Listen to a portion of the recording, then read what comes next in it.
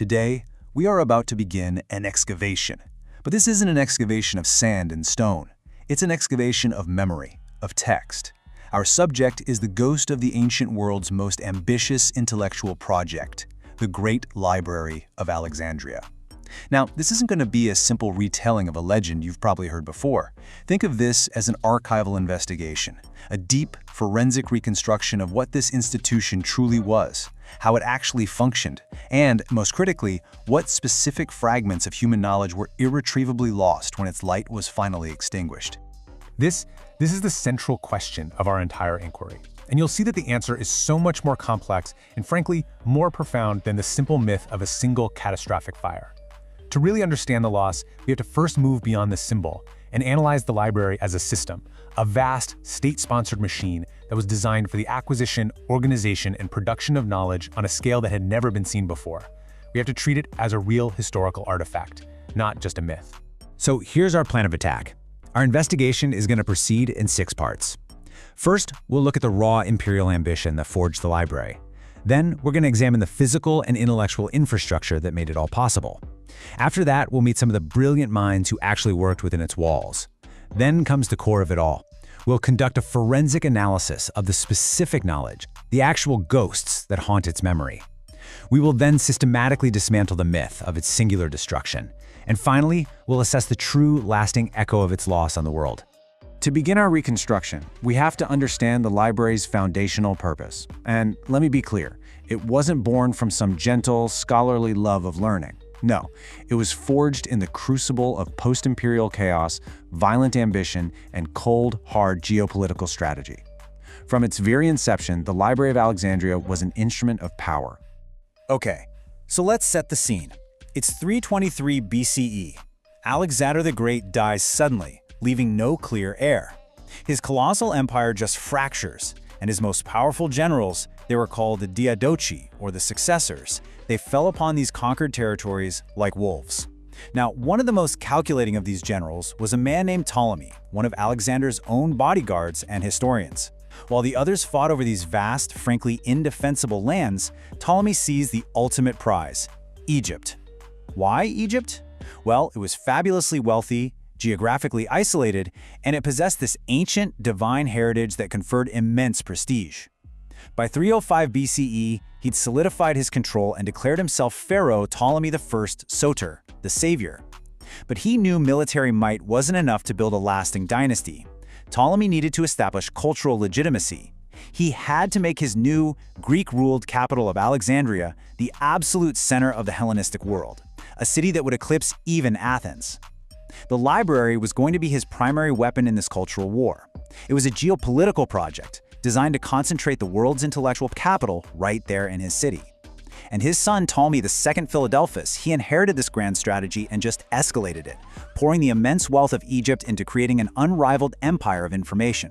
Now, the library itself, as famous as it is, was actually the centerpiece of a much larger and, in many ways, more revolutionary institution, the Mausoleum, or the Shrine of the Muses. This was not a museum in our modern sense, a public gallery. No, this was the world's first state-funded research institute. It was like a fusion of a university, a government think tank, and a religious sanctuary all rolled into one.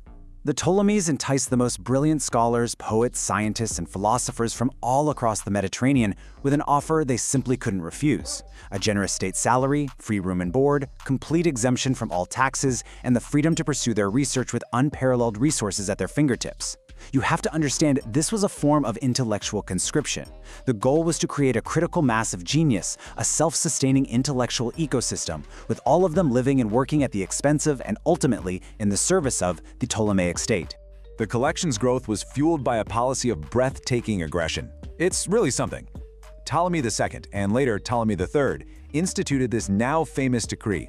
Every single ship sailing into Alexandria's harbor, one of the busiest in the ancient world, mind you, was to be boarded and searched by officials. Any written scrolls found on board, didn't matter the subject or the language, they were confiscated. These scrolls were then taken to the library, where a whole legion of scribes would meticulously copy them. The copy, often on cheaper papyrus, was then returned to the original owner. But the priceless original? That was accessioned into the royal collection, sometimes even stamped with the note, "From the ships." And in another legendary act, Ptolemy III at Eurytus convinced Athens to lend him their official state copies of the tragedies of Aeschylus, Sophocles, and Euripides. He paid a colossal deposit of 15 silver talents as collateral. Then he had his scribes create these masterful copies on the absolute finest quality papyrus, sent those copies back to a stunned Athens, and cheerfully forfeited the massive silver deposit, keeping the authentic originals for himself. So you see, this wasn't the gentle pursuit of a bibliophile. This was statecraft, executed with scrolls. The Ptolemies understood that controlling the flow of information was a new kind of dominance. They were building an empire where knowledge itself was a strategic resource, a weapon of soft power. They even weaponized the supply chain. Papyrus, the essential medium for writing, grew almost exclusively in the marshes of Egypt.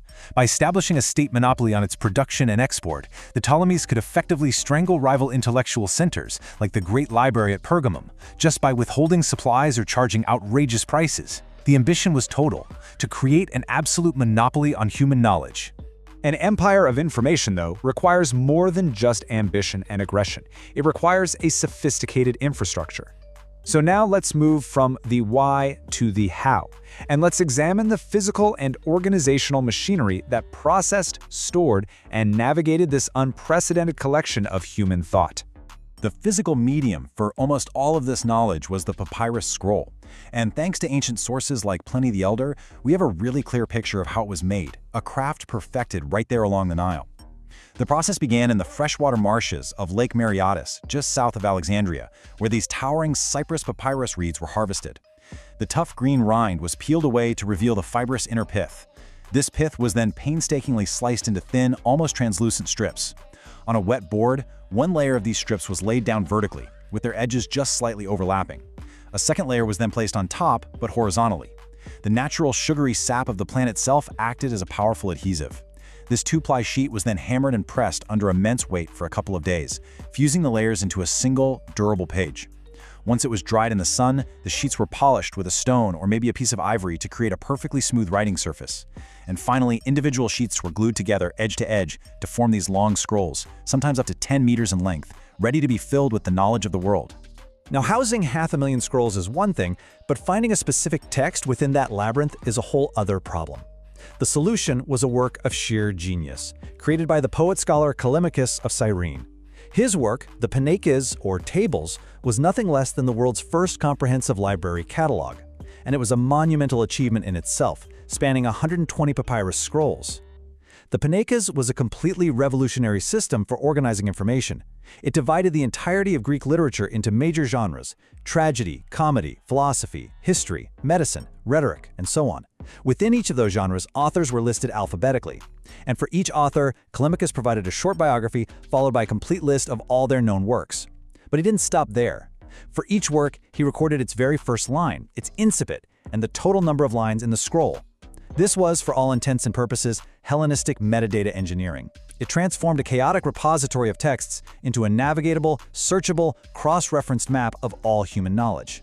It was the birth of bibliography and literary history as we know it. All right, so we've reconstructed the political ambition and the intellectual infrastructure. Now we can finally turn to the who. The Mausoleon's unique environment created this powerful intellectual gravity well, pulling in many of the greatest minds of the age. And it was right here that science, as we know it, really began to take its modern form. In the halls of the Mausoleon, the very language of mathematics was being codified. Around 300 BCE, a scholar named Euclid compiled his masterwork, The Elements. Now, this wasn't a book of new discoveries, but it was a work of staggering logical organization. He started with just 5 simple postulates, or axioms. These are self-evident truths like a straight line can be drawn between any 2 points, and 5 common notions. From this handful of starting points, he rigorously, step by step, derived the entirety of known geometry, proving hundreds of theorems, including the famous Pythagorean theorem. His axiomatic method became the gold standard for logical proof for over 2,000 years. It's incredible. And while Euclid was working in Alexandria, the Sicilian genius Archimedes was a frequent correspondent. Archimedes was a different kind of thinker. He was a physicist as much as a mathematician. He developed something called the method of exhaustion, which was a technique of using infinitesimals that was a clear precursor to integral calculus, to precisely calculate the areas and volumes of complex shapes. His proof for the volume of a sphere is one of the most elegant things in all of mathematics. And in works like The Method of Mechanical Theorems, he even used principles from physics, like the law of the lever, to solve purely geometric problems, completely blurring the line between the abstract world of math and the physical world. Perhaps the most celebrated experiment to ever come out of Alexandria was performed by its third chief librarian, Eratosthenes, around 240 BCE. It was an act of pure scientific brilliance. You see, he had read a report that in the city of Syene, which is modern-day Aswan, far to the south, at noon on the summer solstice, the sun's rays shone directly to the bottom of a deep well. That meant the sun was perfectly directly overhead. He realized the incredible significance of this. Syene must lie on the Tropic of Cancer. So he arranged for an observation to be made in Alexandria on the exact same day at the exact same time. He measured the shadow cast by a vertical obelisk and found it created an angle of about 7.2 degrees. Now here is the genius of his reasoning. Assuming the sun is so far away that its rays are effectively parallel when they reach Earth, that 7.2-degree angle of the shadow must be equal to the angle separating Alexandria and Syene at the Earth's center.